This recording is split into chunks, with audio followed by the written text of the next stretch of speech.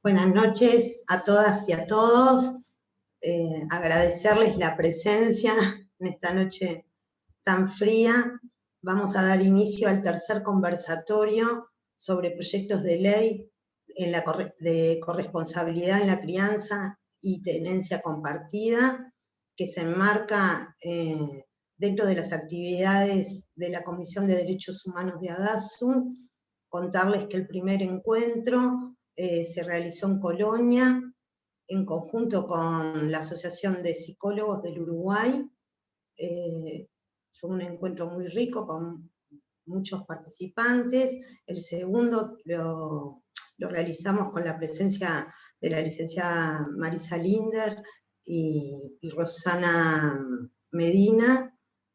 Y es un tema que no se ha agotado, que nos convoca como colectivo y desde las diferentes disciplinas, la riqueza de poder tener una mirada interdisciplinaria en esto de poder poner en cuestión y en debate los proyectos presentados, pensando siempre en el interés superior de los niños, niñas y adolescentes. En este contexto, agradecer a las expositoras, la doctora Carolina Camilo, defensora pública de familia especializada, diplomada en género y políticas de igualdad y no discriminación. Más adelante Andrea Tuana, licenciada en Trabajo Social, que se va a incorporar más tarde a la jornada. Después la presentamos cuando ella haga su ponencia, que va a ser en articulación con la doctora Deus, abogada especializada en derechos de infancia. Si está Carolina, no sé si darle la palabra a Ana Laura o Vilma, alguna de mis compañeras de la Comisión de Derechos Humanos. No, simplemente saludar a todas y a todos, sobre todo por este público tan diverso, porque tenemos acá queridas colegas de diversos lugares del país, también abogados, abogadas, por lo que vemos, también hay estudiantes, así que bueno, colegas de otros lugares que vemos acá de INAU y de otros lugares que hemos compartido.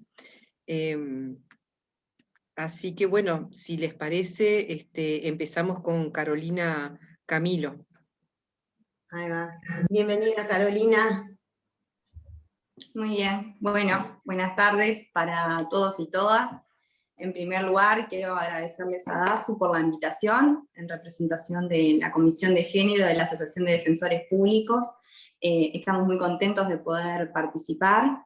En especial, compartiendo lo que decía Jocelyn, nosotros entendemos que como profesionales que intervenimos en la situación de la judicialización de niños, niñas y adolescentes, creímos que era importante poder dar nuestra visión y aportar en la discusión de estos dos proyectos de ley que se encuentran a estudio en el Parlamento, y también poder compartir con profesionales y trabajadores de otras disciplinas, porque obviamente son temas muy complejos que involucran situaciones en las cuales son abordadas en diferentes circunstancias y por diferentes instituciones, y entendemos que siempre es muy enriquecedor tener ese intercambio y esa colaboración de las diferentes disciplinas en la atención de lo que son los derechos, sobre todo de los niños, niñas y adolescentes.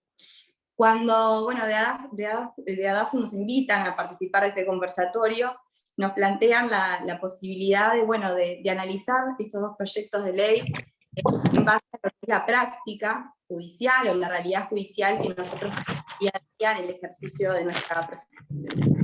Eso para nosotros también fue como una tranquilidad, porque cuando comenzamos desde la Comisión de Género a estudiar los proyectos y a realizar tanto el informe que se presentó como nuestra comparecencia ante el Senado, siempre entendimos que nuestra visión o nuestro aporte podía venir desde ese lugar, que es bueno, nuestra práctica, nuestro trabajo diario desde la Defensoría Pública.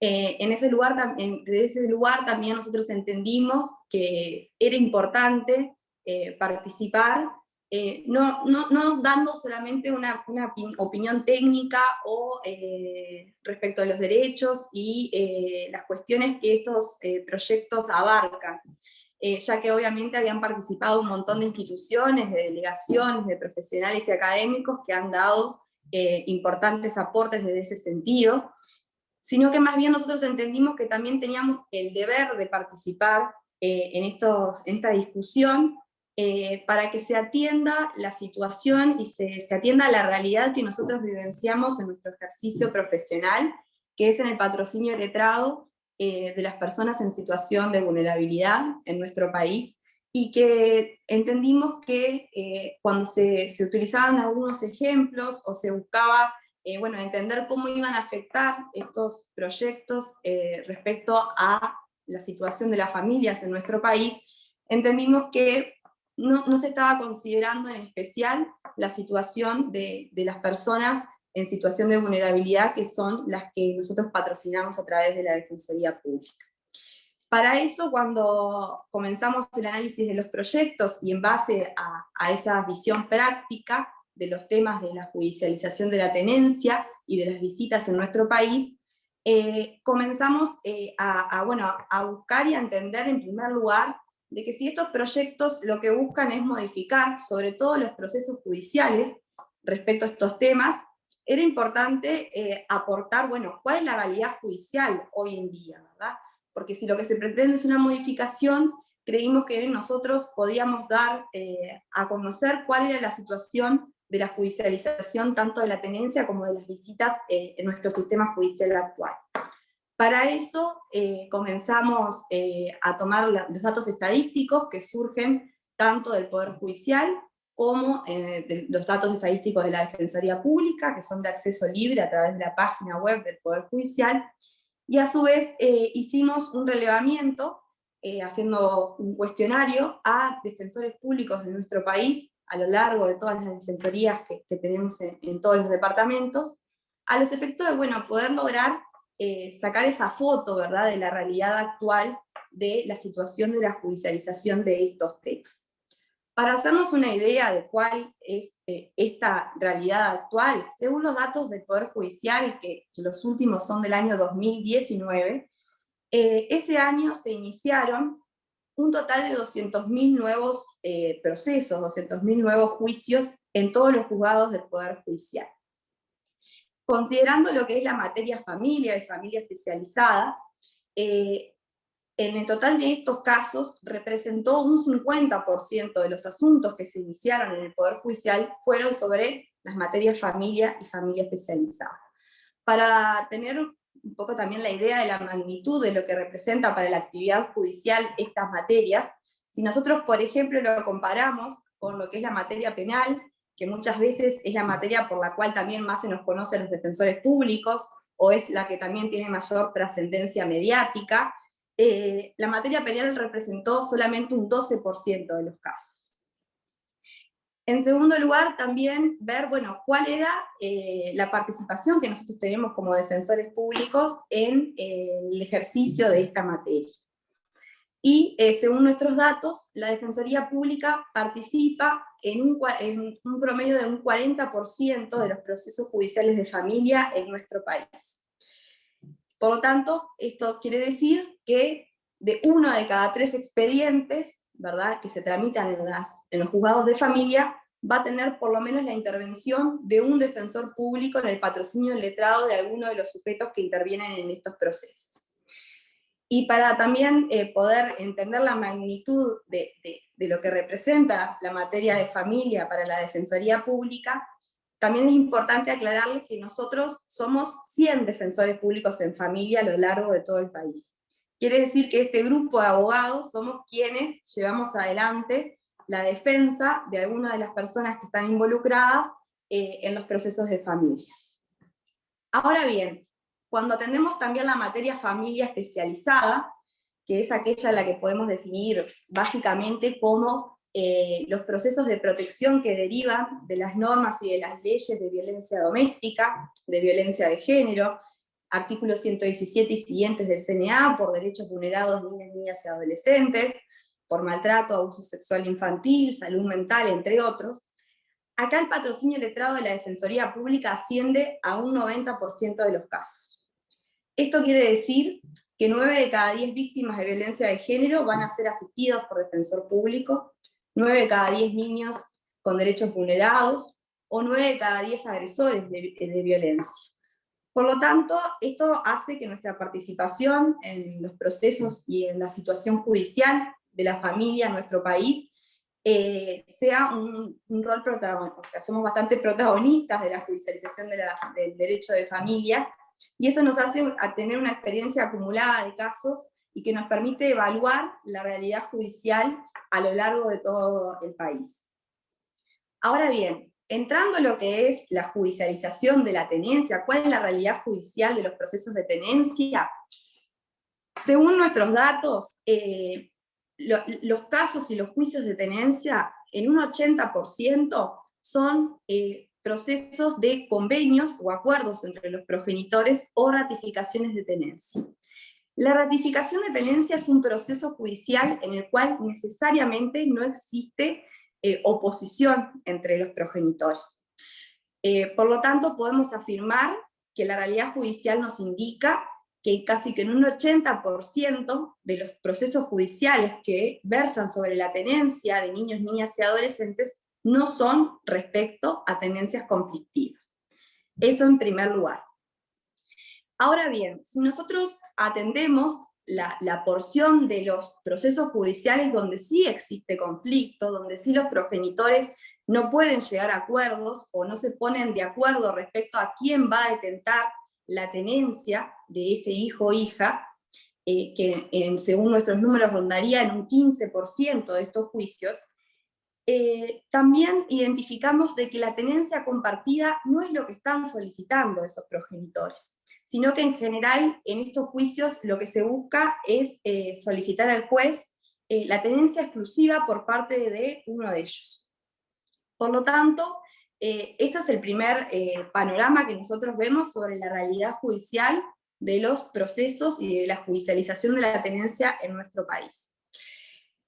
En segundo lugar, también queríamos ver cuáles eran los motivos por el cual, más allá de la cantidad, también saber cuáles son los motivos por el cual las personas en nuestro país, las familias en nuestro país, judicializan los aspectos respecto de la tenencia de los menores hijos.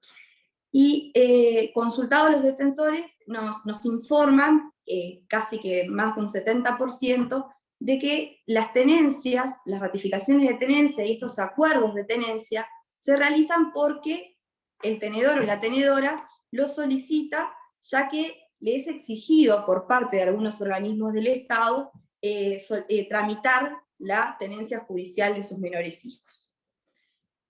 No voy a explicarles a ustedes que la mayoría trabaja en el territorio, cómo, por ejemplo, el Banco de Previsión Social exige a aquellos niños, niñas y adolescentes que son beneficiarios de asignaciones familiares la tenencia judicial para cobrar esa prestación.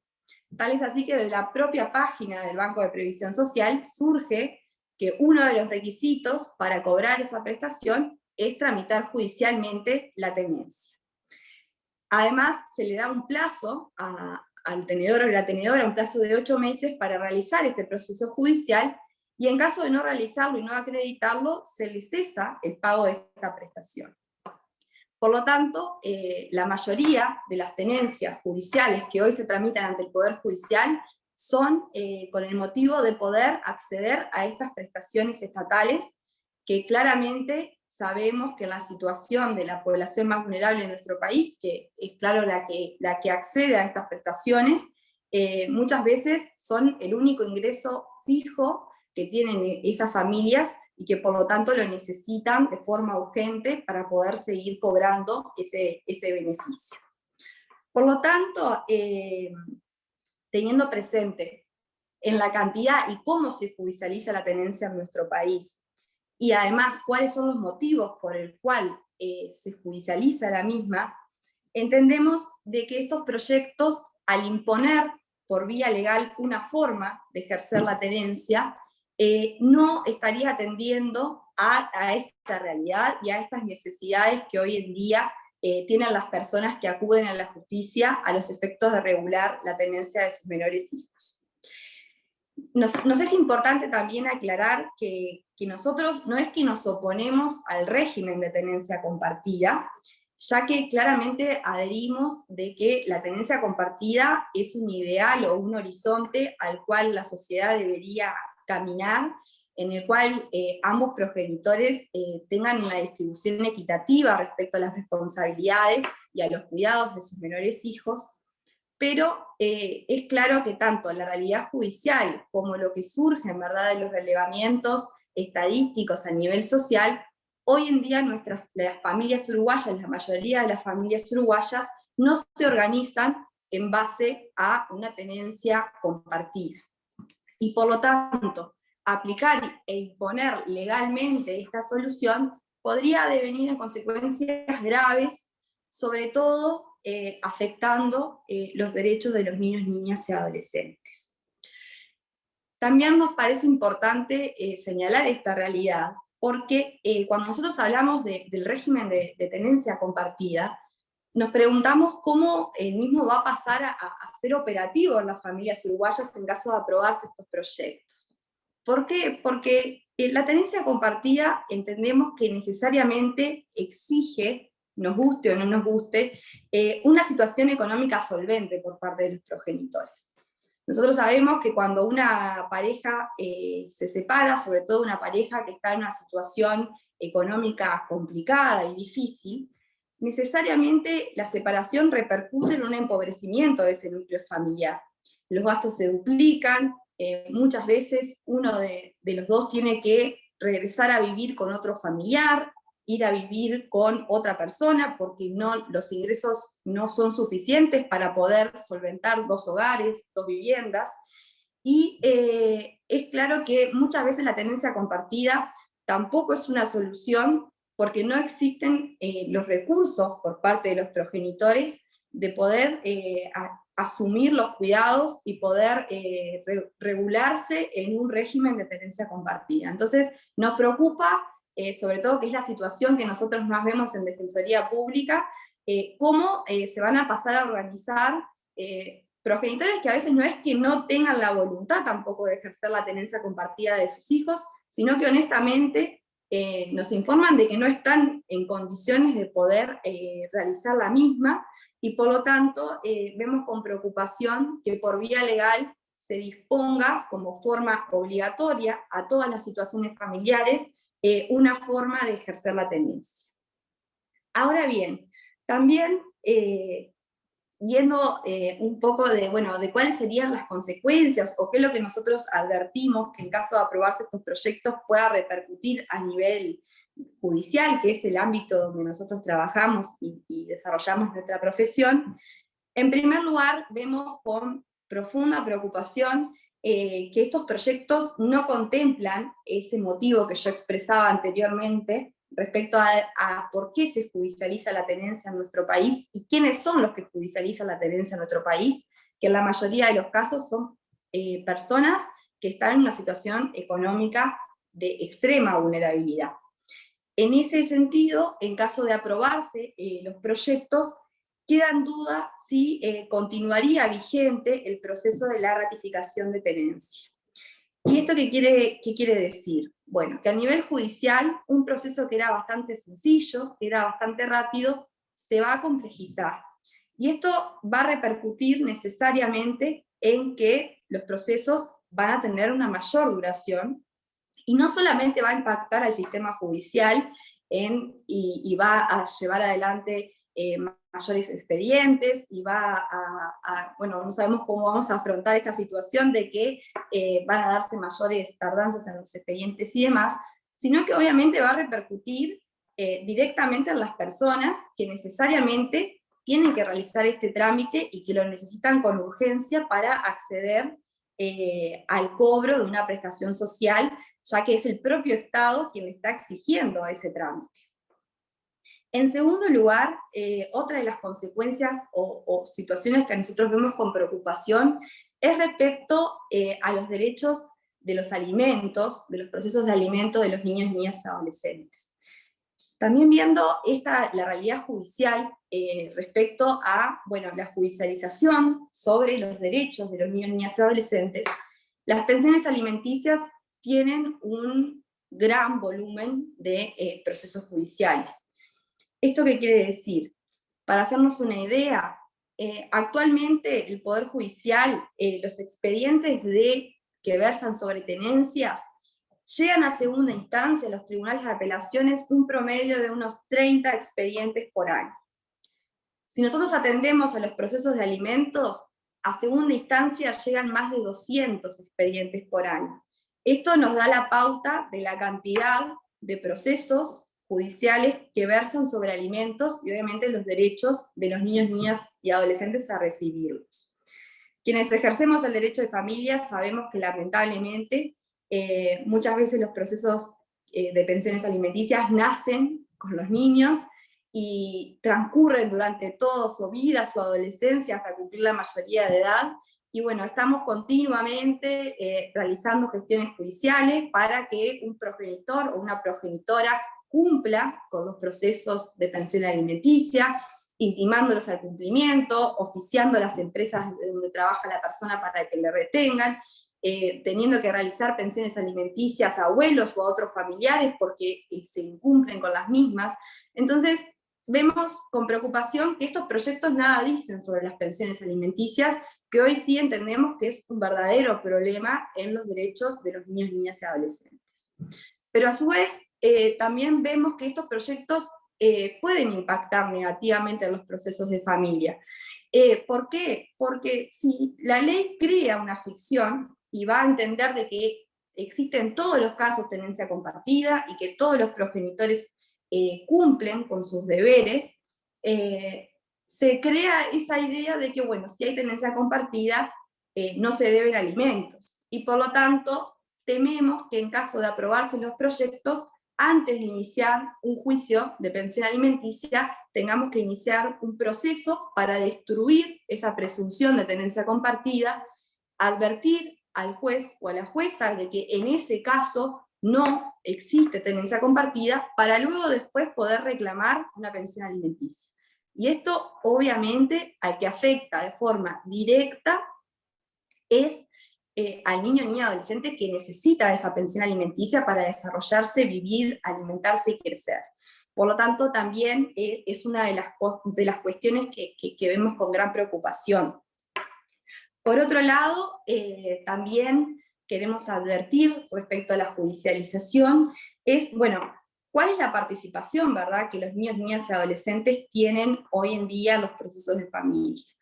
La normativa actual, tanto a nivel interno, nuestro Código de la Niñez y la Adolescencia, como la Convención de los Derechos del Niño, establecen principios rectores en el derecho a la infancia que tienen que ver con el derecho a ser oído del niño, la autonomía progresiva, su interés superior. Por lo tanto, en caso de que se disponga legalmente que la tenencia compartida va a ser la regla y sería obligatoria, entendemos de que esto menoscaba esos derechos en el sentido de que, ¿de qué nos va a servir oír a ese niño si ya no va a importar su voluntad, si sí o sí se va a regir en una tenencia compartida? A su vez, también vemos que hoy en día, en los procesos de ratificación de tenencia, que son esos que mencionaba al principio, en los cuales no existe oposición, hoy lo tramita judicialmente el tenedor o la tenedora del niño, no siendo necesario de que ese niño acuda al juzgado. En cambio, si se complejiza los procesos y se necesariamente va a intervenir ese niño cuando hoy no es necesario, también vamos a tener un exceso de judicialización de la niñez. Y eso también hay que contemplarlo, porque muchas veces sabemos el impacto negativo que tiene para los niños acudir a un juzgado, tener que hablar sobre sus vidas, tener que hablar del relacionamiento con sus padres y demás, y por lo tanto nosotros entendemos que eso puede traer consecuencias negativas. También vemos con preocupación respecto a, ¿cuál es la consideración que se hace de los niños, verdad?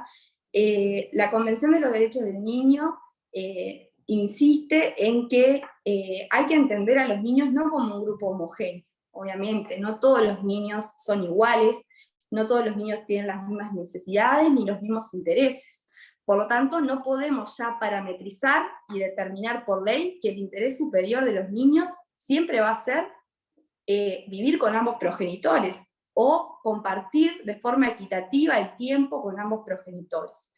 Es claro que el interés superior es un concepto elástico, es como se dice, ¿verdad? Un traje que hay que hacerlo a medida, y que por lo tanto el juez tiene que atender las particularidades de cada uno de ellos. La situación cultural, social, económica, religiosa, la situación de discapacidad que pueda existir en algún caso, y que por lo tanto puede suceder, inclusive dentro de un grupo de hermanos, que el interés superior nos lleve a tomar decisiones distintas respecto a los niños. Entonces, en ese sentido, nosotros entendemos que no estamos de acuerdo en que se imponga la tenencia compartida en base a un interés superior del niño. O sea, el interés superior del niño va a depender en cada caso concreto, y eso lo tiene que analizar un juez con en un proceso, con todas las pruebas y la participación de cada uno de los involucrados.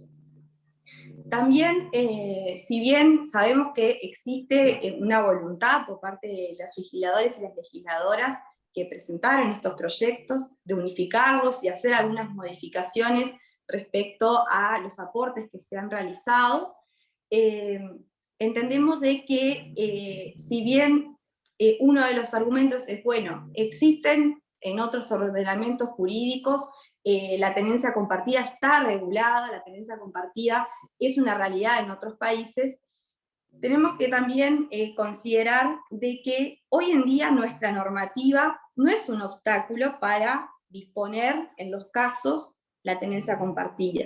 La tenencia compartida existe en nuestro país, puede ser acordada por los padres, e incluso puede ser y ha sido dispuesta por los jueces y las juezas en los casos que así lo entienden, cuando, evaluado el interés superior y la realidad de esa familia, entienden que lo mejor para esos niños y niñas es la tenencia compartida.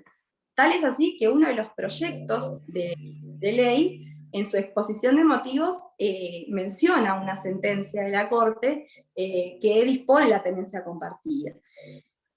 Ahora bien, viendo el ordenamiento jurídico comparado en países como Francia, España, Australia, Reino Unido, algunos habían tomado el camino de disponer la tenencia compartida como obligatoria o como regla. Y esto ha sido revisado en esos ordenamientos jurídicos, porque ha sido estudiado el impacto negativo que ha tenido en muchos de los niños, lo que se le conoce como el síndrome de la maleta, el síndrome de la mochila, ¿verdad? El impacto que tiene para un niño mudar su domicilio, tener que dividirse, tener dos barrios, o sea, estar lejos de su escuela, de sus amigos. Eso es un impacto que ha sido considerado en muchos países y han atenuado la regulación, y bueno, hoy en día lo toman como una consideración más o como una forma más de ejercer la tenencia, pero no como una regla o algo impuesto. Y muchos de ellos mantienen la legislación diciendo que la tenencia compartida solo se puede otorgar si hay acuerdo entre los padres. Por lo tanto, también creo que es importante considerar esto en cuanto a la regulación que otros países ya han atravesado y han hecho un camino y han analizado esto, y creo que también es importante considerarlo. Por último, también creo que si vamos a analizar la realidad judicial de nuestro país, no podemos desconocer los casos y los juicios y los procesos que versan sobre situaciones de violencia de género o violencia doméstica o vulneración de los derechos de los niños, niñas y adolescentes.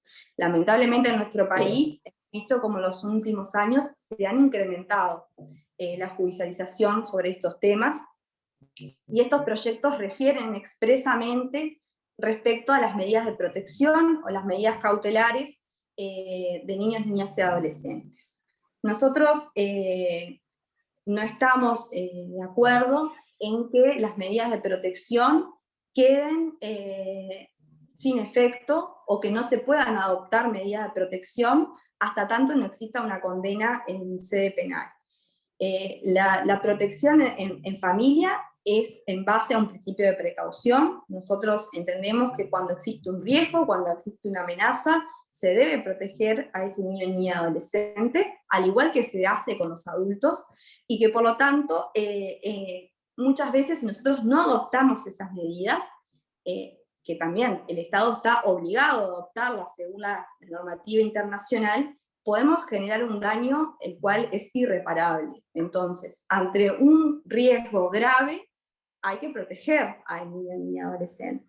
Y eso no es en base a la ley de género, digo, lo establece así nuestro Código de la Niñez y la Adolescencia en las últimas modificaciones que se hicieron recientemente, y también entendemos de que de la lectura de los proyectos se puede dar esa falsa idea de que las denuncias que se hacen respecto a maltrato o abuso sexual infantil siempre devienen o se originan por parte de alguno de los progenitores para obstaculizar las visitas o para obstaculizar el relacionamiento.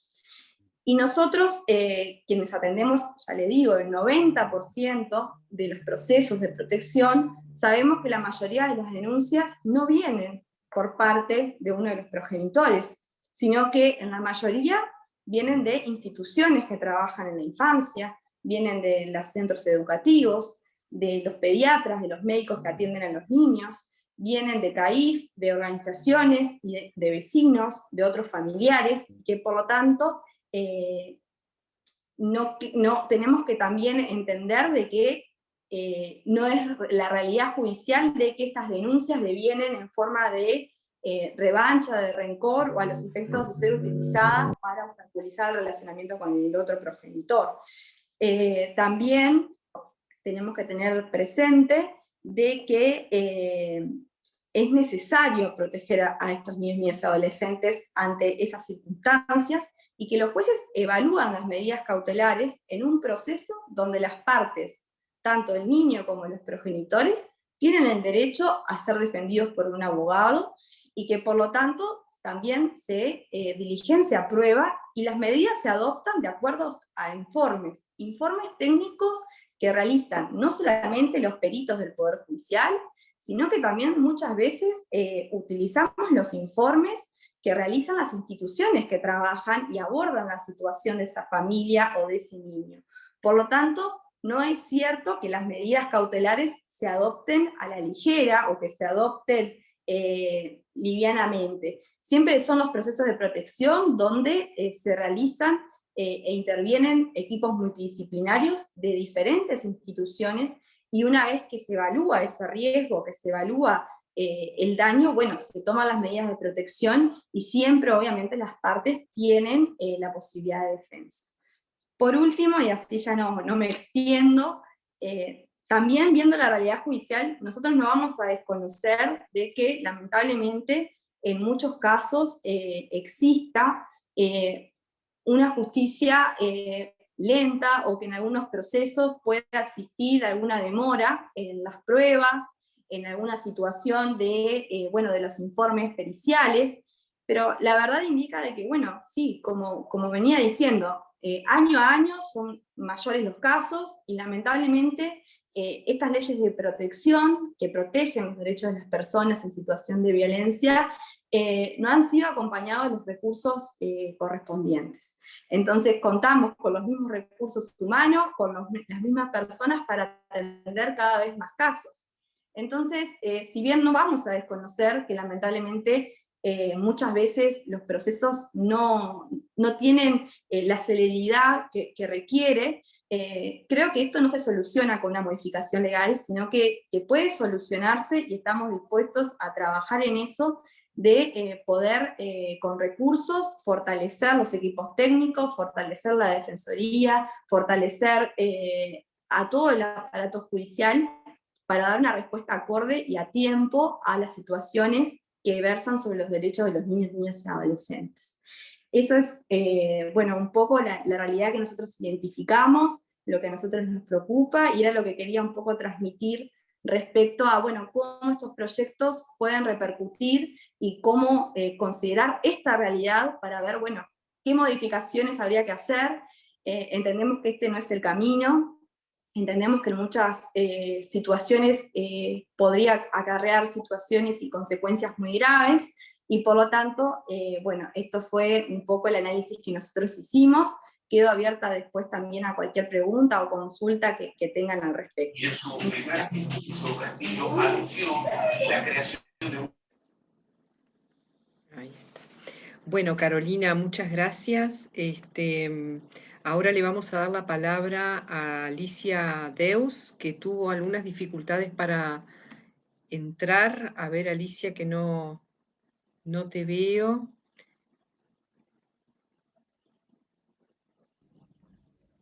Hola, buenas noches. Hola, Acá buenas estoy. noches, Alicia. Bueno, te damos la bienvenida.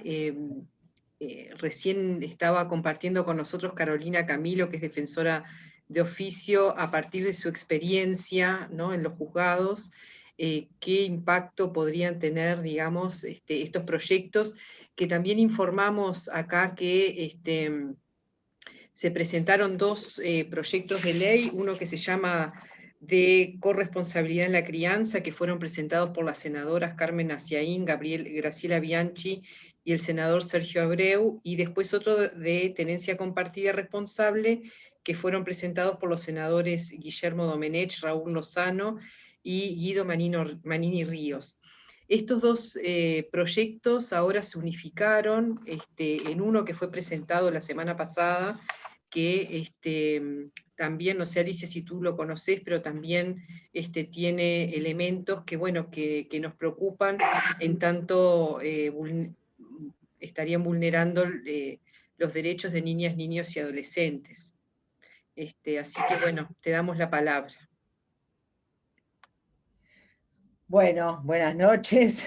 Un gusto estar acá compartiendo un poco mi experiencia personal y por lo tanto qué perspectivas tendrían estos proyectos o este nuevo proyecto que se unificó en caso de que fueran aprobados. O aprobado. Sí, tuve oportunidad de ver la unificación, de analizarla no demasiado en profundidad, pero en realidad el objetivo de tanto de los dos primeros proyectos como de este es realmente terminar con las situaciones donde hay un conflicto por la tenencia peleado en la justicia, porque cuando hay acuerdo de las partes, realmente los proyectos no refieren para nada a que tiene que haber una tenencia compartida, o sea, puede seguirse dando las mismas situaciones que se dan actualmente, de la tenencia con uno u otro padre, en mayor medida con las madres naturales, que escapan absolutamente a las posibilidades de que se resuelvan por ley. Y por otro lado, la realidad de lo que pasa en los juzgados, y es que la grandísima mayoría de estos juicios conflictivos por la tenencia de las niñas de violencia doméstica basada en género o de abuso sexual infantil. Esa es la realidad, esa es la realidad de la gran mayoría de los grupos de padres que están detrás de estos proyectos, haciendo incidencia para que estos proyectos se aprueben. Si uno empieza a analizar los individuos que componen estos proyectos, llega a la conclusión de que la mayoría tienen conflictos personales en la justicia, y por eso ingresan a estos grupos para encontrar, bueno, apoyo. La altura pasada, cuando se presentó un primer proyecto por parte del hoy presidente de la República, sobre tenencia compartida, y ahora con otra con otra fuerza, ¿no? Esa es la realidad. La aprobación o no de los proyectos va a depender de la postura que adopte el Partido Colorado, que es, bueno, numéricamente, a pesar de que no son demasiados, pero sí pueden, bueno, obturar la posibilidad de la aprobación. Si no, estos proyectos o este proyecto unificado, que en definitiva es lo mismo, lamentablemente se puede aprobar. ¿Y por qué digo lamentablemente? Por esto que les decía, digo, en realidad acá se está tratando de solucionar, de desconocer las situaciones de violencia. Hoy nosotros tenemos, el Uruguay tiene en su legislación varias normas que contribuyen a proteger a las niñas, niños y adolescentes de las situaciones de violencia intrafamiliar. Por un lado tenemos el Código de la Niñez y la Adolescencia, que fue recientemente modificado por la ley 19747 en su capítulo 11, que establece un procedimiento especial para la adecuada protección de niñas, niños y adolescentes frente a las situaciones de violencia y abuso, define qué es la violencia y el maltrato, establece expresamente, y esto es muy importante, que la exposición a violencia basada en género doméstica contra sus madres o referentes de cuidado es también violencia directa contra las niñas, niños y adolescentes, y esta disposición responde a la realidad, ¿no? Las consecuencias de la exposición a violencia por parte de las niñas y niños, tanto a corto plazo como a mediano plazo como a largo plazo, son gravísimas y los afectan en todos los ámbitos, en el desarrollo de su personalidad, en su trayectoria educativa, y en su personalidad como futuros adultos y su vínculo en su relacionamiento social y personal y familiar. Entonces tenemos, por un lado, el Código de la Niñez y la Adolescencia, en ese capítulo, donde en el proceso de protección se establece, por supuesto, la suspensión de las visitas o la prohibición directamente de las visitas en situaciones de violencia y abuso. Por otro lado, tenemos la ley 19.580, que también, cuando se disponen medidas de protección frente a la violencia basada en género de las madres o referentes de cuidados, debe disponerse la suspensión de las visitas de las niñas y niños por un plazo razonable, sin violencia, además tiene que haber un informe, por supuesto, de un equipo técnico de la sede, pero además establece que, bueno, ahora se me fue lo que les iba a decir, algo que era importantísimo y que puede ser modificado, prevé como norma esta suspensión de las visitas. ¿Cómo quedaría esta disposición de la ley 19.580 frente a estas nuevas modificaciones que prevén estos proyectos, cuando establecen que ante una denuncia de violencia no se suspenderán las visitas, sino que se realizarán? Al principio, los proyectos originales establecían que no había ningún tipo de suspensión hasta que no hubiera una sentencia de condena. Ahora se pretende suavizarlos y que el juez tenga que establecer las visitas en un ámbito protegido o seguro. Entonces, nosotros decimos, y lo decimos desde nuestra experiencia, ¿qué pasa cuando ese niño, aun cuando tenga visitas con el agresor o con la persona agresora en presencia de terceros, en presencia de familiares?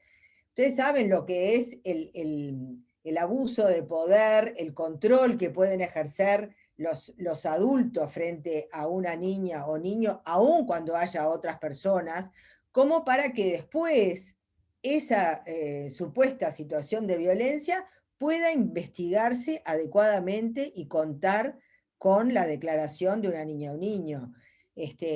Digo, la manipulación, el temor que se puede imponer a las niñas y niños cuando hay un contacto luego de una denuncia, realmente, además de por supuesto, de la revictimización que ello supone para las niñas y niños, supone invalidar todo el proceso de investigación, o sea, hacerlo realmente imposible o muy difícil de llegar a la verdad y de llegar a una situación, porque el niño va a ser intimidado, engañado. Eso es una realidad que creo que desde la práctica un poco lo hemos podido ver todos los operadores y técnicos que nos dedicamos a esto, ¿no? Los abusadores, las personas violentas tienen un manejo, un control del otro, que muchas veces es independiente de que pueda verse al niño, pueda tener el contacto del niño frente a terceros, o sea en el DAS, o sea en una plaza, o sea en presencia de algún familiar. Por otro lado, esta subsistencia de las visitas no aclara, digo, este nuevo texto no deja en claro cómo quedaría esa tenencia compartida, que en un texto original se establecía texto expreso que no se iba a suspender. Entonces, bueno, cómo queda ahora no queda claro. Realmente la realidad es que estamos hablando de un proyecto unificado que todavía no se ha difundido. Eso tenemos que tenerlo claro.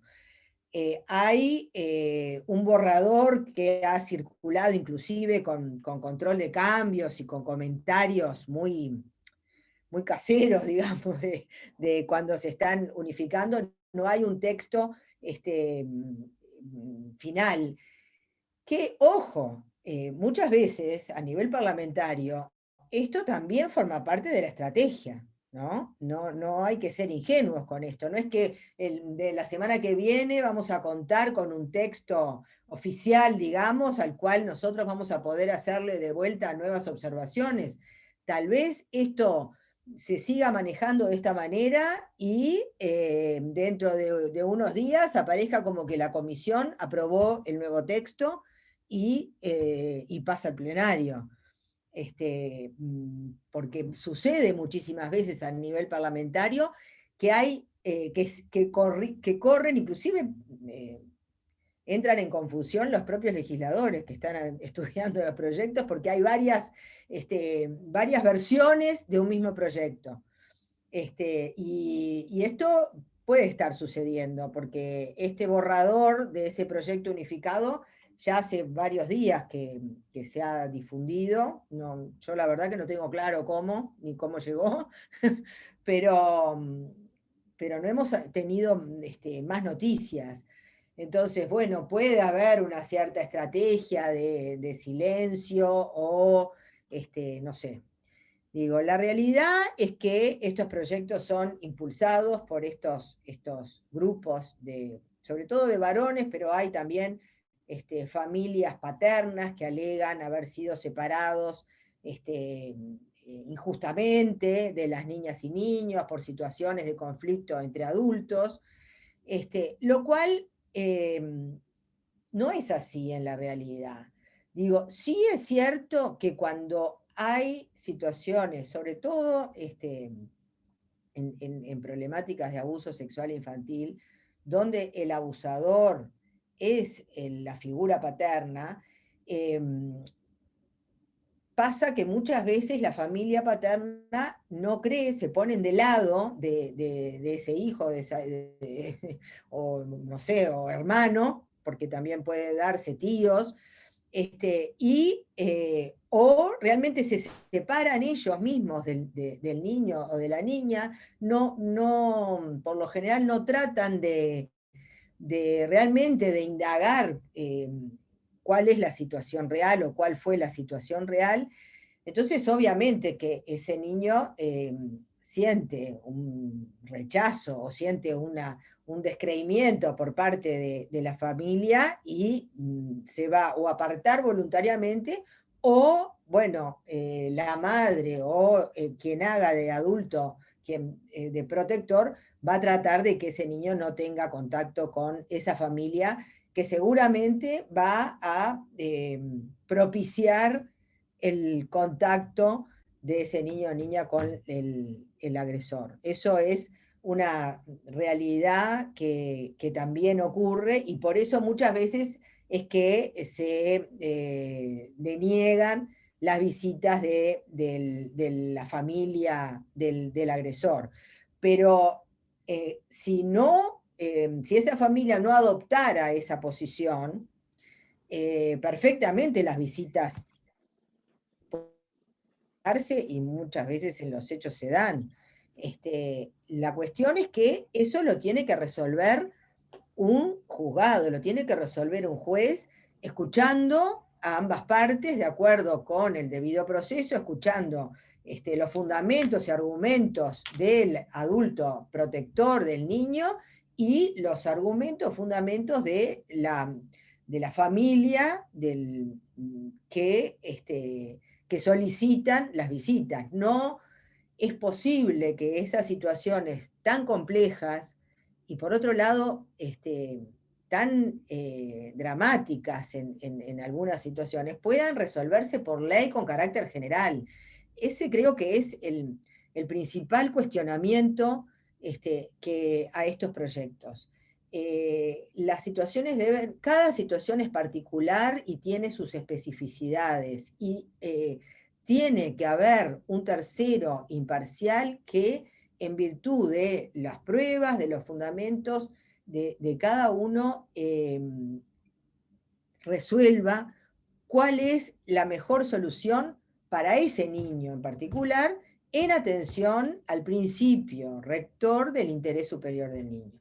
O sea, en caso de, esto creo que ya, supongo que cuando se trataron los proyectos ya se habló lo suficiente de que estos proyectos pasan por arriba de este principio y lo desconocen, pero digo, en caso de conflicto de derechos, siempre debe primar el derecho de las niñas y niños en la situación, porque lo establece la Convención, porque lo establece el Código de la Niñez y la Adolescencia, y porque además esa previsión es en base a la mayor vulnerabilidad del niño, a que debe recibir una protección especial de sus derechos por encontrarse en la etapa de la vida en que se encuentra en crecimiento. Entonces, creo que el fundamento central por el cual estos proyectos no deberían ser aprobados es porque no están pensados en función del interés de las niñas y niños, sino en función de resolver conflictos entre adultos. Digo, todos hemos visto en muchos casos que estos... Perdón, Alicia, capaz que podés ir redondeando en 2 minutitos. Bueno, gracias. Perfecto, perfecto. No, digo, realmente todos hemos visto que situaciones en que estos integrantes de estas organizaciones, Stop Abuso, Todo por Nuestros Hijos, tienen conflictos con la ley. Tienen, uno de los integrantes, por ejemplo, fue se encadenaba en la puerta de los juzgados y fue el que hace unos meses protagonizó un copamiento de una señora en una joyería que la tuvo retenida no sé cuántas horas, que tuvo que ir al grupo Geo, y ese señor se encadenaba ante los juzgados porque reclamaba la tenencia compartida y que la jueza cometía injusticias con sus hijos. Entonces, tenemos que pelear a muerte, mantener la legislación protectora que tenemos hoy, y que, por supuesto, que la práctica tiene que mejorarse. Indudablemente que hay carencias de recursos humanos, carencias de recursos técnicos especializados, pero eso ni se soluciona ni amerita un cambio en la normativa. Así que bueno, dejo por acá y quedo abierta a preguntas y agradezco la oportunidad de dar mi opinión de estos proyectos. Alicia, muchas gracias. Me tocó, bueno, esta tarea media incómoda de tener que pedir que vayan redondeando, pero así nos queda también un ratito después para el intercambio. Claro. Ahora le damos, muchas gracias. Ahora le damos la palabra a Andrea Tuana. Ella, bueno, es licenciada en Trabajo Social, magíster en Políticas Públicas de Igualdad de Género y es la directora de la OSC El Paso. Adelante, Andrea. Bueno, muchas gracias, Laura, por la invitación, a DASU, y bueno, un placer estar entre colegas, pudiendo conversar de un tema que nos preocupa tremendamente. Lo primero que les pido es disculpas, que recién entré, así que seguramente voy a repetir cosas que dijeron Alicia y Carolina, pero bueno, intentaré hacer una cosa medio sintética, así después podemos hacer intercambio.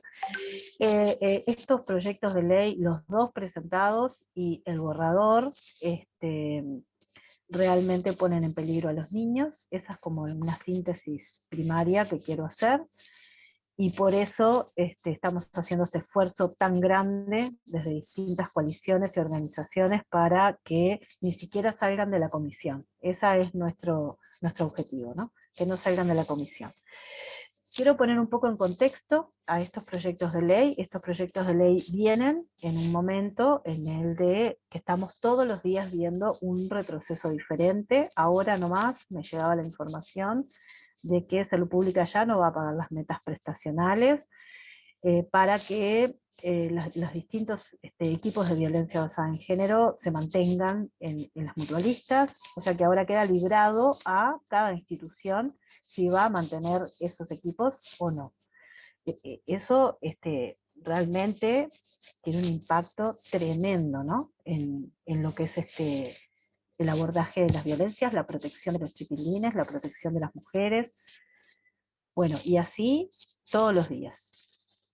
Estos proyectos de ley vienen también en un marco de enormes retrocesos, donde se pretende despolitizar la violencia patriarcal, negar la violencia de género, la violencia adultocéntrica, negarla como un hecho estructural y volver a poner la mirada en el caso individual,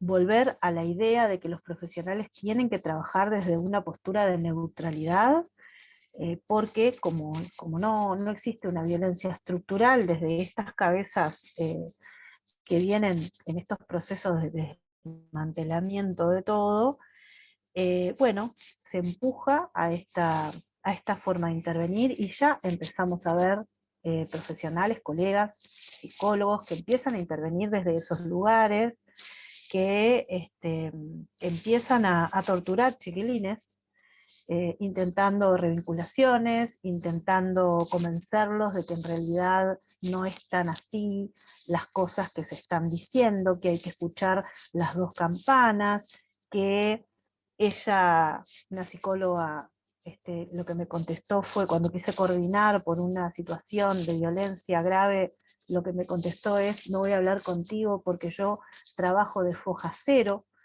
entonces yo voy a ver qué es lo que veo. Y bueno, y ahí estamos viendo realmente intervenciones muy complejas.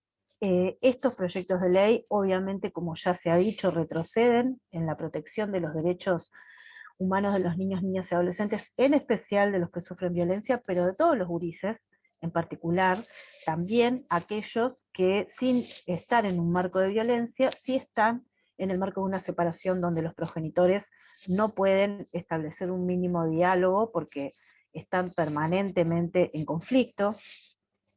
Y también son unos proyectos de ley que vienen a castigar a los referentes adultos que protegen. Entonces, una de las cosas que dice el borrador es que si uno de los progenitores se opone a la tenencia compartida, ya eso es suficiente para generarle una sanción, ¿no? Entonces, son proyectos que trabajan desde el lugar de sancionar a quien se oponga, y que muchas veces el oponerse es la manera de proteger. ¿Qué subyace en estos proyectos de ley? Que no los dicen en la exposición de motivos. Lo que subyace es querer posicionar de que la mayoría de las denuncias por violencia de género y por violencia doméstica son falsas, y que el sistema de justicia se está utilizando para que las mujeres de alguna manera generen situaciones de venganza o generen daño a los progenitores. Porque las mujeres han ganado muchos derechos, están muy empoderadas, y el sistema de justicia casi que es un sistema feminista, ¿no? Eso obviamente no se dice, pero es lo que está en la base. Como que la mujer que ingresa a un juzgado tiene todas las de ganar. Entonces lo que se quiere corregir es un sistema que se desbalanceó. Y he escuchado a algunos exponentes de estas organizaciones que comenta Alicia decir que como solamente hay 900 condenas anuales por violencia y hay 40.000 denuncias, entonces el 90% de las denuncias son falsas, ¿no? Esa es como la conclusión. Volvemos al cuestionamiento de las garantías del debido proceso, volvemos al cuestionamiento de ahora cualquier persona, mujer, va a la comisaría y dice, y llora un poquito y ya te sacan de la casa y te dejan sin ver a tu hijo por 2 años, ¿no? Y ese discurso entra, ese discurso prende, y no solamente en la opinión pública, lamentablemente también en los y las profesionales. Son además proyectos de ley que tienen un título que es atractivo, un título que a uno le parece que sería imposible no acordar, como la corresponsabilidad, o la idea de que los niños y niñas tienen que crecer con ambos progenitores y con toda su familia ampliada, ¿no? Esta idea de la familia feliz, lo cual sí, sería bárbaro, siempre que sea una familia feliz, ¿no? Entonces, lo que subyace y lo que está por debajo de estos proyectos de ley son personas violentas que el sistema generó una protección y les arrebató a sus hijos, por decirlo de alguna manera, ¿no? Los protegió y los salvó, y esas personas violentas lo que quieren es una ley que los vuelva a amparar, ¿no? Y les vuelva a restituir ese poder. Tenemos día por medio o cada tanto en la puerta de los juzgados de Valparaíso y Rondó, pancartas contra juezas que aplican la ley, estableciendo medidas cautelares a varones que tienen tobillera o que tienen denuncias, medidas cautelares respecto de sus hijos, ¿no?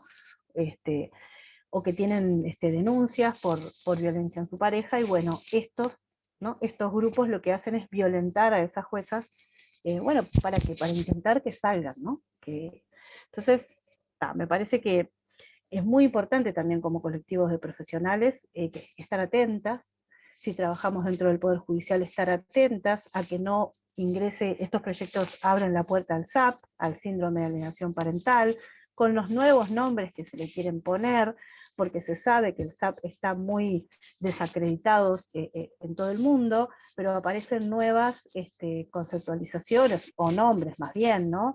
Y se habla de alienación, se habla de instrumentalizar a los niños, se habla de conspiración, de manipulación, y eso empieza a aparecer en algunos informes. De hecho, yo tuve en mis manos el informe de una perito forense de Salto, que ahora no está más en Salto, psicóloga que en todo su informe desarrollaba la teoría del SAP y lo ponía de esa manera, ¿no?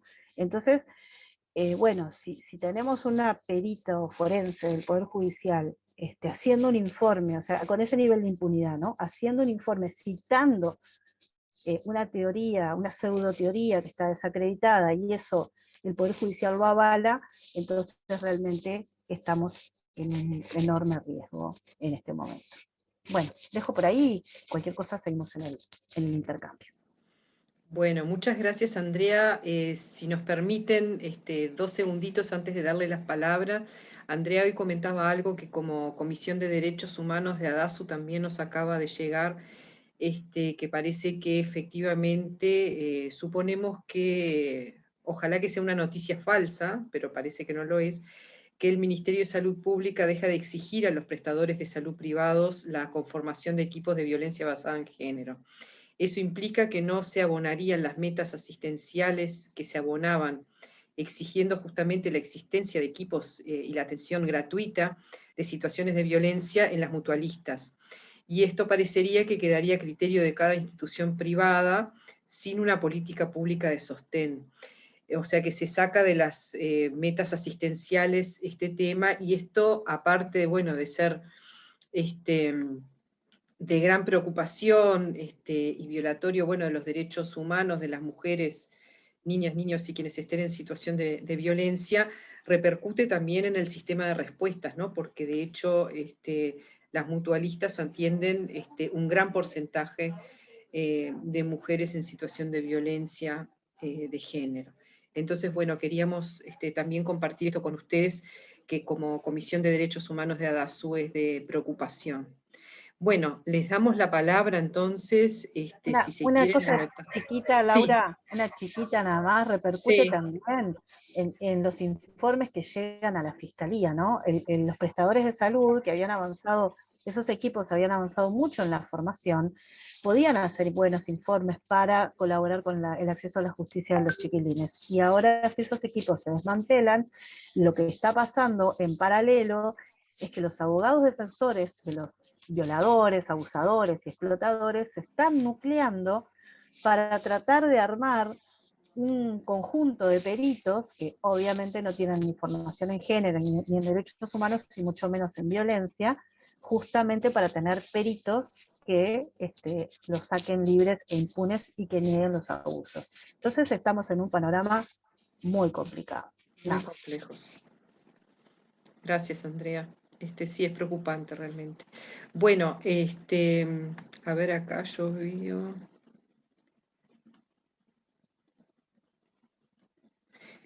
No veo a nadie anotada, pero capaz que no estoy viendo todo el chat o las manos levantadas.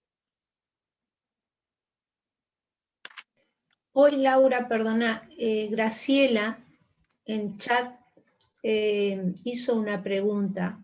Bárbara. Cuando estaba hablando Alicia.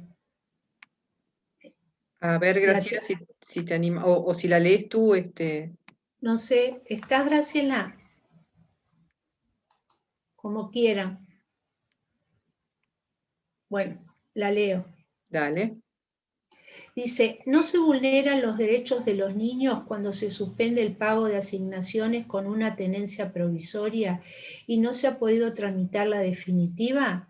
¿Eso es legal? ¿En qué normativa se funda el BPS?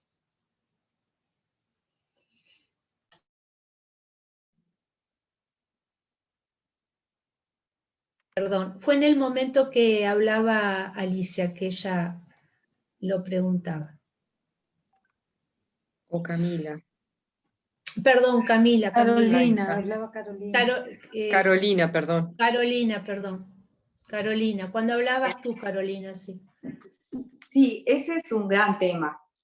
Nosotros, desde Defensoría, hemos tratado de solicitarle al Banco de Previsión Social que no exija el trámite judicial de la tenencia, porque claramente expone a muchos niños, niñas y adolescentes, una vez que cortan y cesan el pago de la prestación, a una situación económica muy compleja.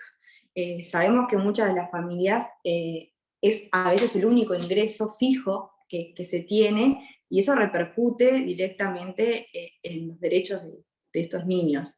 El BPS lo que se basa es que existe sobre todo una reglamentación para lo que son el pago de pensiones y de asignaciones, en que cuando los progenitores, cuando ellos en su base de datos, que la van actualizando según los trabajos que los progenitores tengan y las declaraciones que ellos vayan haciendo, necesitan determinar quién va a ser el administrador de ese beneficio.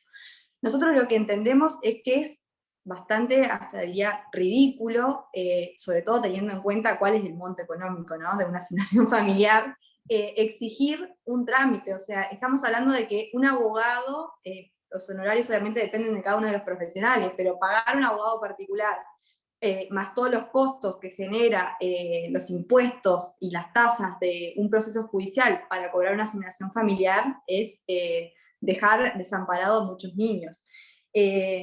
Lamentablemente no se ha podido revertir esto. Nosotros es algo que advertimos en la comisión del Senado.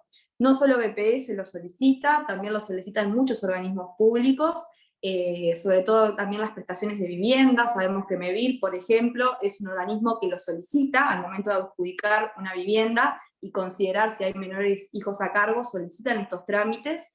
Y bueno, es una situación que nos preocupa y que solicitamos mismo en la comisión del Senado que que se revise todo esto que el Estado exige, estos requisitos que exige, y que naturalmente cesa de prestar estas prestaciones de un día para el otro, dejando totalmente desamparado. También esto va a repercutir en la organización del Estado, porque sabemos que obviamente estas prestaciones tienen que estar dirigidas hacia los niños, pero las exigen cuando no hay oposición.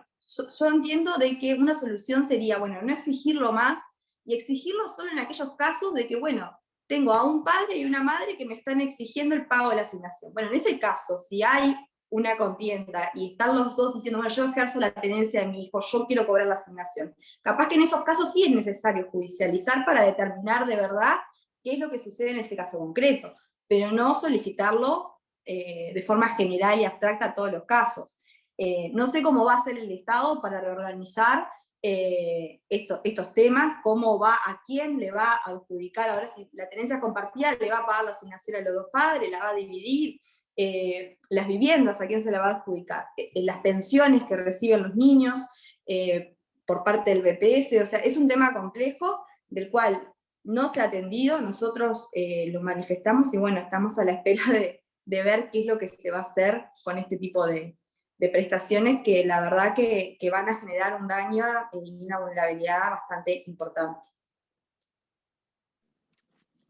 Gracias, Carolina. Acá preguntaba Damaris, yo no sé si sobre este tema específico, Damaris, o sobre otros datos que dio Carolina hoy. Capaz que podés ampliar la pregunta. Sí, buenas noches.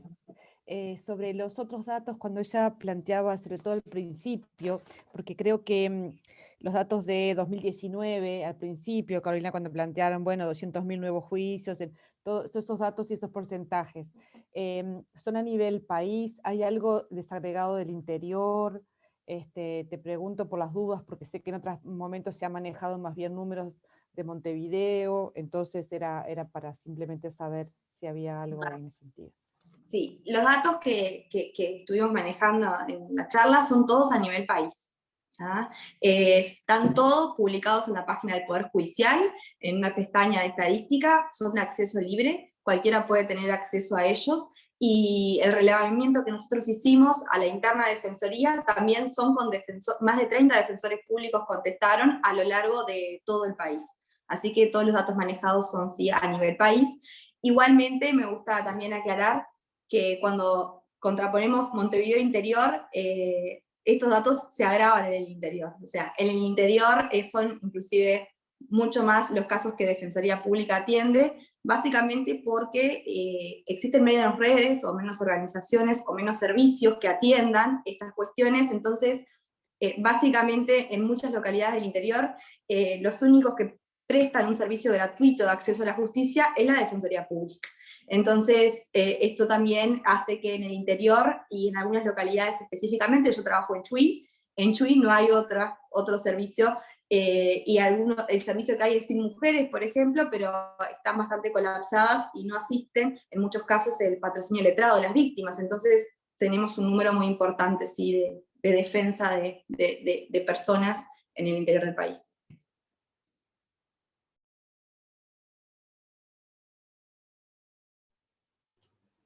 Laura, hay otra pregunta. Sí, ¿querés leerla, Jocelyn?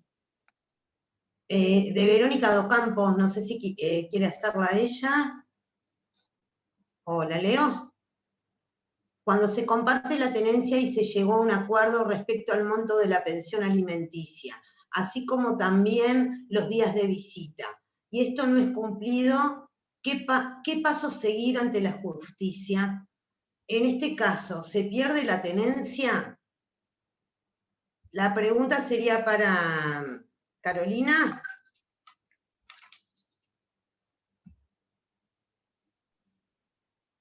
O para Alicia, cualquiera de las dos. O para Elizabeth.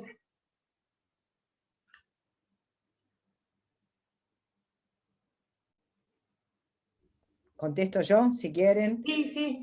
En realidad, ahí en la pregunta, hay, o sea, si se comparte la tenencia, en realidad técnicamente no habría régimen de visitas, porque si el niño o la niña están la mitad del tiempo con cada uno. Si se llega a un acuerdo, que es bastante frecuente que se llegue a un acuerdo de tenencia compartida y se compartan más o menos la mitad del tiempo con cada uno de los padres, y además se prevé una pensión alimenticia que puede pagar uno u otro, porque una cosa es el tiempo equivalente y con quién reside el niño, y otra cosa es todo lo necesario para su manutención, que son gastos que son comunes, si va gastos no sé, de escolares, gastos de actividades extracurriculares, gastos de dentista, todo eso excede lo que puede ser el presupuesto de manutención diario del niño, donde ahí podría decirse que se dividen.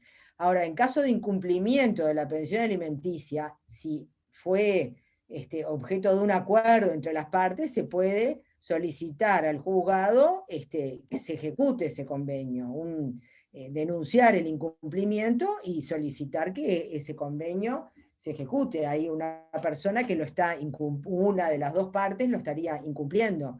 Es perfectamente posible.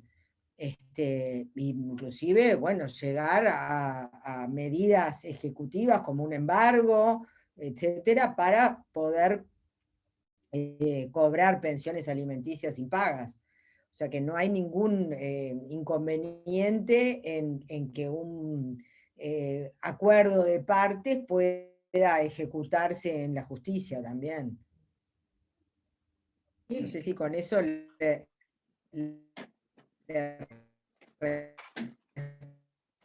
respondí a la... Se te está cortando, Alicia, pero creo que sí.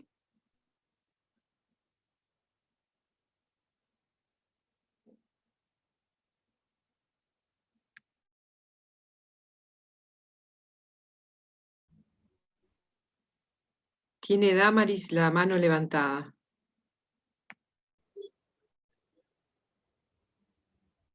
A ti se te corta, Laura. Sí, es Laura. Eso.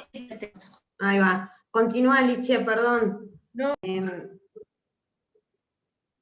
No sé qué es esa voz. ¿Hay más preguntas? Agradecer a todas las expositoras. Perdón, está no sé Damaris. si hay... ¿Está Damaris? Damaris, le damos la palabra a Damaris. Perdón, pero se me cortó la conexión y me salí acá del conversatorio y tuve que entrar de vuelta. Damaris. Mi pregunta, un poco el planteo era, de alguna manera la sensación es que estos proyectos están en esto que planteaba hoy Andrea, como qué subyace en estos motivos de posición de estos proyectos atrás.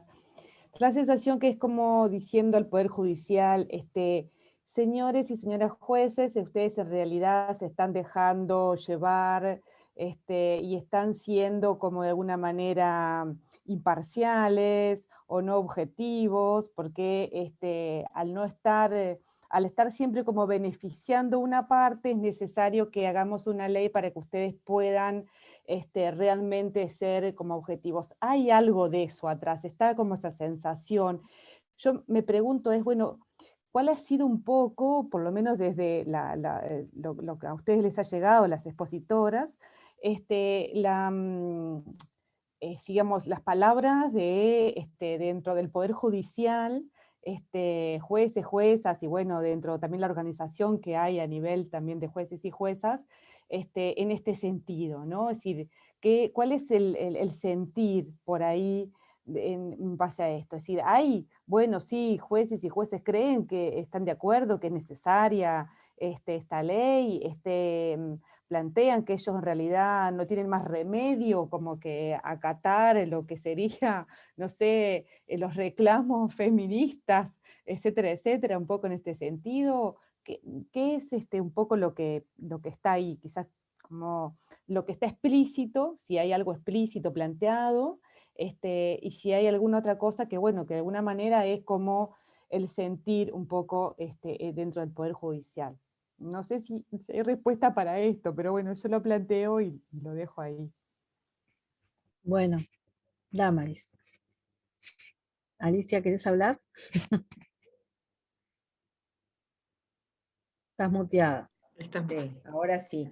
No, hay un informe sobre los proyectos hecho por la Asociación de Magistrados del Uruguay, donde si bien ellos dicen al principio, no sé si tú lo viste, Andrea, o tuvieron alguien oportunidad de leerlo, ellos dicen que no se van a pronunciar, digamos, políticamente sobre la tenencia compartida, pero sí hacen una serie de cuestionamientos muy importantes sobre aspectos, digamos, de la implementación de los proyectos, porque además de su espíritu, de su objetivo, estos proyectos tienen varios problemas en la implementación.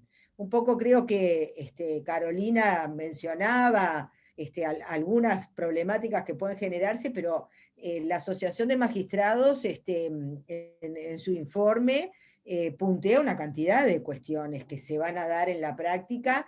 Esta abreviación de plazos que establece el proyecto para el régimen de visitas provisorias, y por otro lado exige que haya prueba fehaciente. Entonces los magistrados dicen, bueno, ¿cómo puede diligenciarse una prueba para que la misma sea una prueba fehaciente en plazos absolutamente breves que realmente en la práctica no permiten un adecuado desarrollo del proceso para respetar las garantías de cada parte, ¿no? Así que, la opinión personal de las juezas y jueces, bueno, en realidad no sé, te digo, la Asociación de Magistrados se ha manifestado en esos aspectos, que son importantes también. Sí, un poco lo que yo, respondiendo a tu pregunta, Damaris, la Suprema Corte de Justicia se manifestó apoyando, ¿no?, estos proyectos de ley, así lo dijeron públicamente. Después hay jueces y juezas con opiniones personales. Cavalli fue a comisión, y si bien su planteo a veces es un poco ambiguo, como tantas veces, dejó entrever en algunas notas de prensa y mismo en la comisión que no estaría tan de acuerdo con estos proyectos de ley. Bueno, con la Corporación Patriarcal de la Justicia no hablamos, porque a esa gente no le interesa esto. Y bueno, y hay muchas juezas y jueces que están apoyando, ¿no?, que están muy a favor de esto, les parece apoyando quiero decir, toda esta movida que estamos haciendo, porque les parece un disparate estos proyectos de ley. Y entonces, bueno, nada, creo que hay una variedad interesante dentro del Poder Judicial de posturas respecto a esto, pero por suerte hay variedad de posturas, ¿no? Quizás 10 años atrás era otra cosa. Bueno, también voy a tratar de responder porque soy integrante del Poder Judicial, soy funcionaria del Poder Judicial. Nosotros, los colectivos, las agremiaciones, tanto la Asociación de Magistrados, como decía Alicia, como la Asociación de Defensores Públicos, tomamos un pronunciamiento sobre los proyectos, vemos con preocupación los mismos y realizamos críticas respecto tanto a lo que es la normativa, o sea, lo que tiene que ver con los derechos que están en juego, también como la implementación y la práctica de estos y el impacto que podría tener. Obviamente que, y esto también lo voy a decir como un poco de opinión personal, digo, como abogada yo siempre digo, si uno alega, también tiene la carga de probar.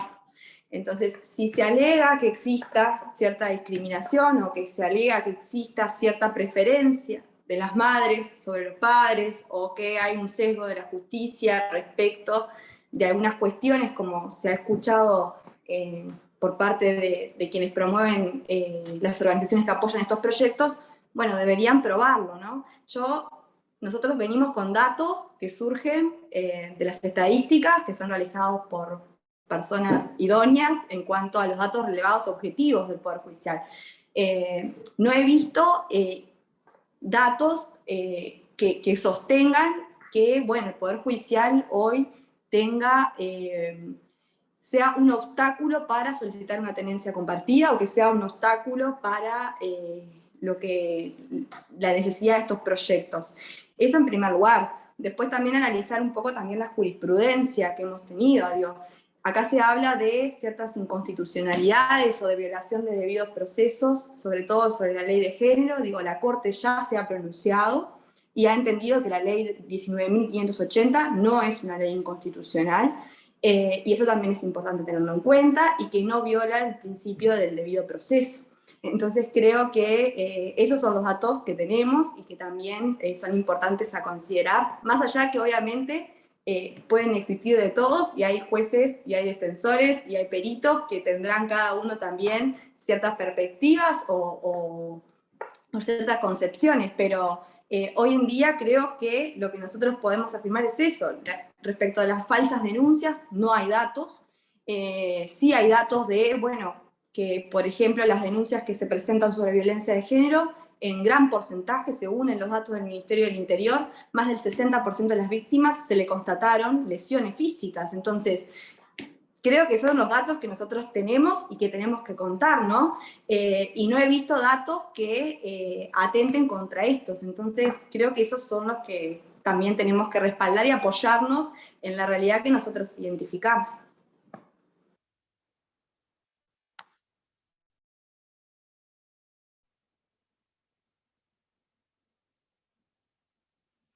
Bueno, muchas gracias.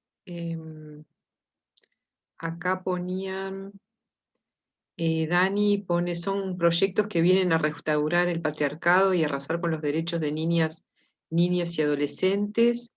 Después, bueno, destacan las presentaciones de las expositoras. Y acá hay otro que no lo veo bien.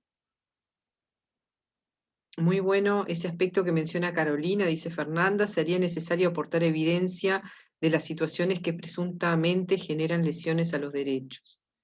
Y creo que no hay más, yo acá no lo veo muy bien. Bueno, no sé si hay más preguntas, aportes que quieran hacer. Yo quiero aprovechar esta instancia, dado el encuadre que nosotros le quisimos dar desde la propia práctica, tanto jurídica como del trabajo social, solicitarle a Andrea si puede como relacionar estos proyectos en la práctica misma, ¿no? Con algo que habíamos un poco intercambiado, si es posible, si te da el tiempo. Bueno, yo creo que... Hay un caso muy emblemático que casos emblemáticos hay tantos, pero lo que a mí me parece que puede pasar con estos proyectos de ley, yo lo que veo muchas veces con los equipos profesionales, trabajadores sociales, psicólogos, que ante la actuación judicial parece que ahí hubiera un muro infranqueable, ¿no? Entonces, de repente vos hablás con equipos que hicieron la denuncia, que, bueno, hicieron los informes, se reunieron en la red focal, hicieron todo, y presentaron ante el juez. Pero el juez le devuelve los gurises. Y ahí los equipos quedan como, ¿no? Como en una especie de bueno, ya está, ¿qué más podemos hacer? Y en realidad ahí empieza todo, ¿no? Ahí empieza todo otro proceso donde hay que seguir peleando y hay que seguir buscando alternativas. Creo que si estos proyectos de ley se aprueban, esto se va a multiplicar a la quinta potencia, porque, bueno, ¿no? La tenencia compartida va a ser lo primero. Entonces, cuando ya sabemos que hay una situación en donde hay violencia, pero todavía, bueno, no se han animado a denunciar, hay una separación, y lo que va a aparecer ahí es la tenencia compartida, como algo impuesto. Entonces, lo que yo creo es que los equipos se van a sentir, si ya se sentían con cierta impotencia, se van a sentir con mucha más impotencia y les va a costar mucho más salir a pelear, ¿no? Es como la pelea en el ámbito de justicia, a los profesionales que trabajamos en el territorio nos cuesta bastante, ¿no? Nos cuesta bastante. Y salir muchas veces de determinados encuadres institucionales, salir de, ahora que hablamos de los equipos de las mutualistas, ¿no? Salir de la oficina de la mutualista para ir a pelear estas cosas en un juzgado, no es fácil, se llena de burocracia, bueno, que el informe me lo tiene que pedir el juez, pero el juez no llega el pedido, y entonces yo me quedo esperando, es bastante complejo. Un caso que tuve no hace mucho tiempo es este que les comentaba, en Salto, un niño que le manifestó a su psicólogo que no quería ver a su padre porque su padre le generaba miedo, porque él había sido testigo de cómo su padre ejercía violencia hacia su madre. Con ese informe, ¿no? del psicólogo, en el Poder Judicial, el equipo técnico, la psicóloga y la trabajadora social, desestiman la voz de ese niño y trabajan para la revinculación. Y tenemos, lamentablemente, equipos técnicos que se doblegan, ¿no? A lo que los jueces dicen. Bueno, a nosotros nos mandataron trabajar para la revinculación. Bueno, no podés desarrollar una acción profesional que vaya contra tus principios de la ética profesional, si vos considerás que eso no lo podés hacer.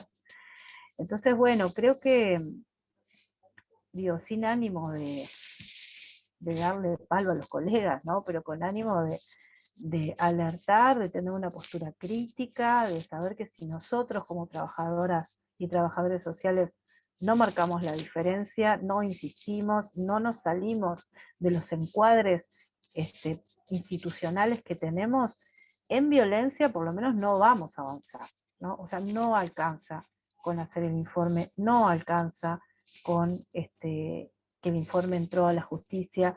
Otro de los casos en el que estoy acompañando es un niño que llega golpeado a la escuela y el equipo de escuelas disfrutables hace el informe y hace 8 meses que ese informe está parado en jurídica de la ANEP.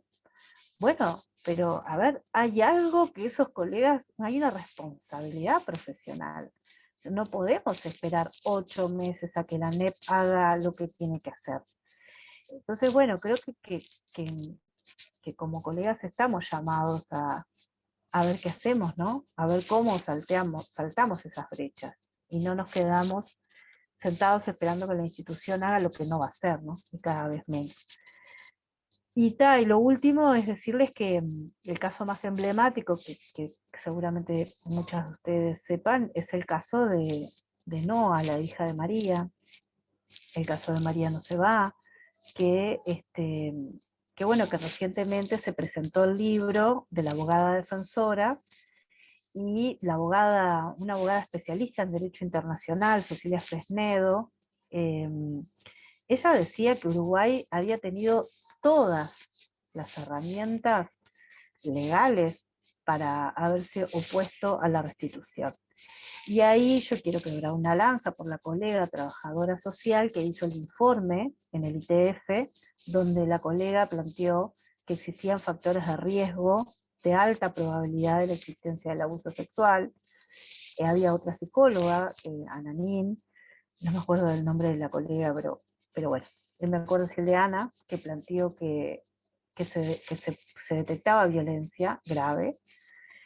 Y bueno, y en realidad lo que le pasó a esta niña es que cayó en el sistema español, que si el nuestro es patriarcal y machista, el de allá es el medioevo, ¿no? Están en la Inquisición, yo qué sé, en la quema de brujas. Y bueno, y hace 2 años que la niña está conviviendo con su padre, con visitas vigiladas una vez por semana con la madre 2 horas, y ahora hace 3 meses que la madre no la ve a la niña, ¿no? Solo a través de videollamadas, y la gurisa está destruida, tiene 8 años, está destruida. Entonces, bueno, creo que también los colegas tenemos una responsabilidad de ponerle un freno y una barrera de contención a esos embates, ¿no? Que vienen, que lo que pretenden es que los niños vuelvan al poder patriarcal. Y bueno, ahí va. Muchas gracias. No sé si hay alguien, o puedo decir, siguiendo lo que Andrea está hablando, si Vilma Mañones soy primero, porque me ven como comisión directiva. Primero agradezco este intercambio, y lo otro que quería hablar era de nosotras, trabajadoras y trabajadores sociales, que integramos estos equipos multidisciplinarios en territorios, instituciones, organizaciones, en fin, que los integramos con los jueces, con los médicos, en fin, con distintos profesionales, que si bien ahora tenemos estas herramientas y es difícil, ¿no? Esto que tú decís, nos autolimitamos o tenemos limitaciones, no quiero dar la perspectiva de que el horizonte va a ser muy oscuro, ¿no? Pero ¿qué garantías también le vamos a brindar a aquellas familias, a aquellas mujeres, a aquellos niños, a aquellos adolescentes que bueno, que nosotros y nosotras vamos a atender como lo estamos haciendo hasta ahora, ¿no? Porque si bien ahora tenemos un tenedor, no vamos a tenerlo. Entonces, digo, la importancia de defender esta herramienta, este instrumento, que si bien hay que pelearlo y hay que mejorarlo, bueno, el camino que se nos presenta es el retroceso. Entonces, bueno, haciendo una continuidad de lo que ustedes vienen diciendo, es difícil porque todo está encadenado, ¿no? Entre que los equipos se desarman, porque no solamente se desarman los equipos en los prestadores privados, sino también se están desarmando los equipos de las políticas sociales en los territorios. Entonces, bueno, realmente el panorama de atención a las familias que tienen situaciones de vulneraciones, que traspasan, además, que agravan el tema de las garantías de derecho, es muy complejo. ¿Cuán unidos? ¿Cuántos conversatorios como estos? ¿Cuántos intercambios debemos hacer para no sentirnos solos y solas? Porque acuerdo contigo, Andrea, que a veces las colegas o los colegas se quedan, ¿no? Se quedan ahí. Pero también a veces, ¿qué solos o solas pueden llegar a estar en un marco institucional que nos tensiona? No pongo en duda el tema de la ética, pero a cuánta tensión también se colocan los profesionales, tanto trabajadoras y trabajadores sociales como abogados, médicos, en fin, maestras, maestros, docentes, ¿no? cuando la institución no da respuesta y empieza la tensión entre el espacio laboral, el espacio ético y el espacio profesional. Y las garantías que podemos llegar a tener para no dañar más de lo que ya está dañado, ¿no? Porque eso también, escuchándote en el caso de la situación, a mí no me gusta mucho hablar de casos, pero de la situación que vive la familia que está en España. Y bueno, capaz que ustedes pueden profundizar un poco más al respecto de lo que nos queda poquito, pero de lo que se nos puede llegar a venir, ¿no? En la práctica, las garantías de las atenciones a estas familias para no causar más daño del daño que está hecho, porque el daño está hecho.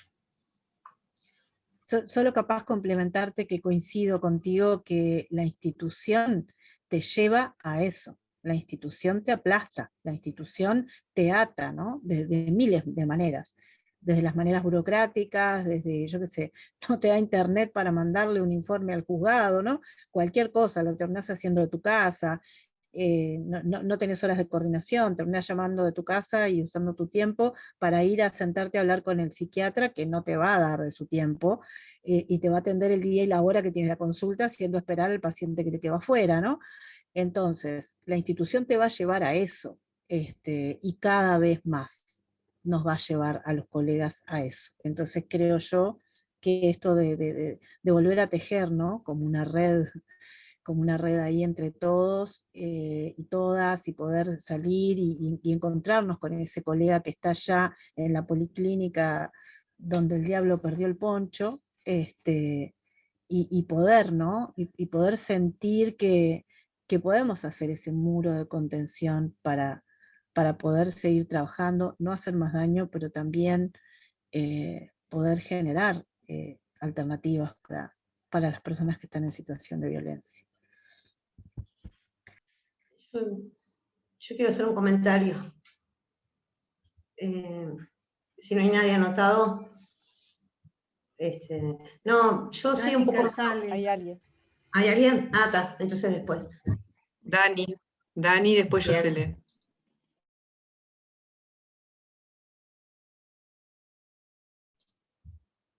Dani, tenés la palabra. Estaba silenciada.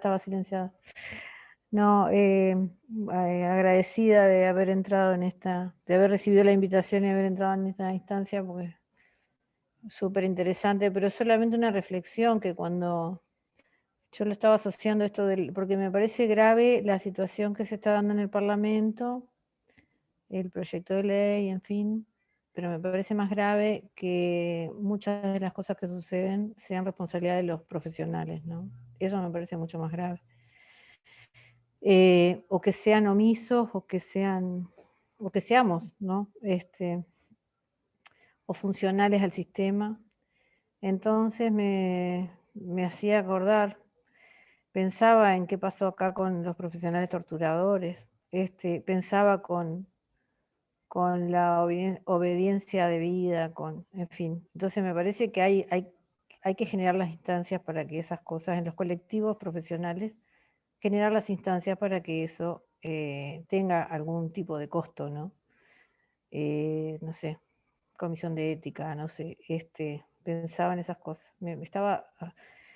Estoy como, la sentía Andrea con toda su indignación, o no sé, por la situación y esto nuevo que permanentemente que aparecen a cada rato, malas noticias de todo el avasallamiento de todos los derechos, y lo pensaba como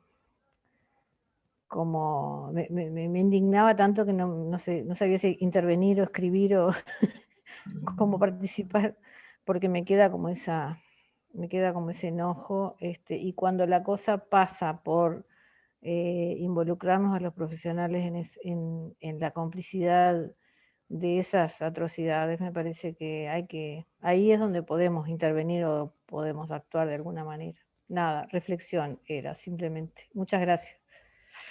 Muchas gracias, Dani.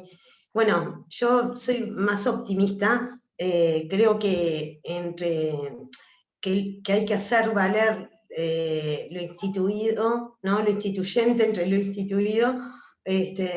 Soy más optimista y creo que el hecho de que este tema haya convocado 27 organizaciones sociales, ¿no? En el Parlamento, en la Cámara, y que haya algún movimiento que tuvieron que reformular los proyectos, más allá de que el borrador todavía lo que está circulando tampoco es bueno, creo que sí, que los colectivos podemos hacer fuerza, que los derechos se conquistan, y en cuanto, a ver, si nosotros pensamos, y que nos convoca a formarnos para poder defender los derechos de los gurises.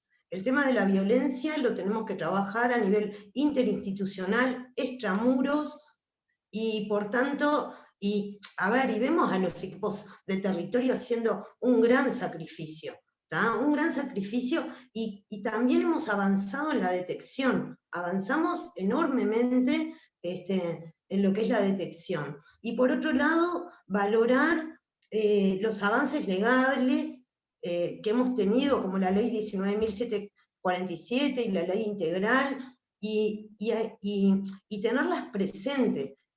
Esta realidad nos convoca a formarnos para poder defender los derechos de los gurises. Nos convoca porque también tenemos la oportunidad en las situaciones delictivas, de abuso, de maltrato, que son delito, tenemos la oportunidad de los juicios orales. Tenemos esa oportunidad para defender los derechos de los gurises.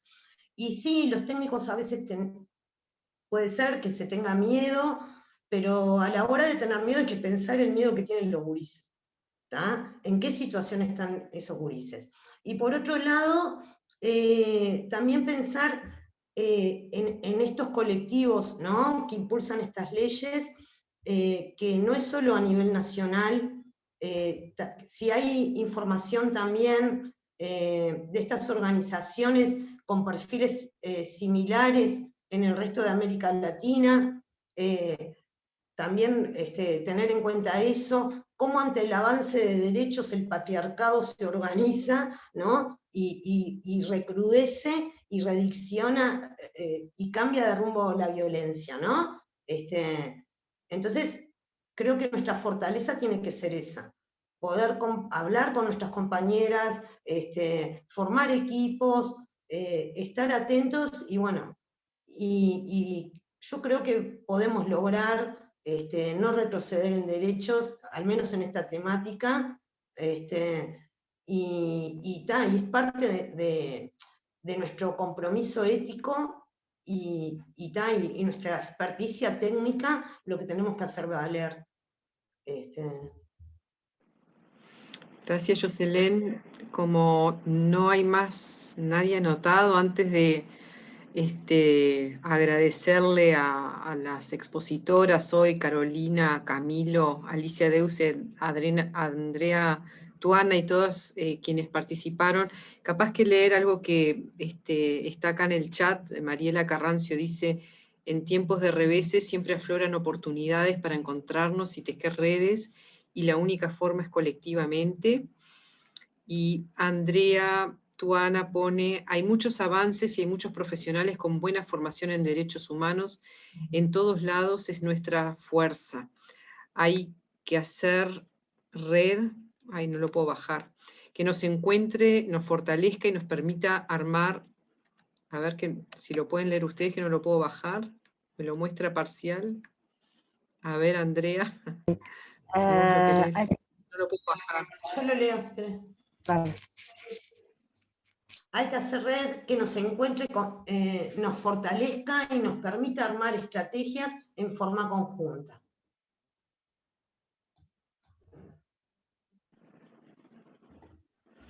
Bueno,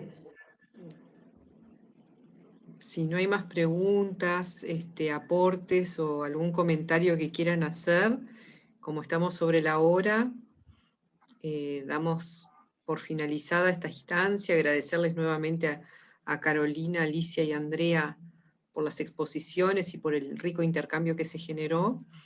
Y bueno, nos estamos reencontrando en otra instancia, si les parece. Muchas Gracias. gracias. Gracias a todos. Un placer. Muchas gracias. Muchas gracias. Chao. Gracias a todos. Nos vemos. Chaucito. Chao. Chao.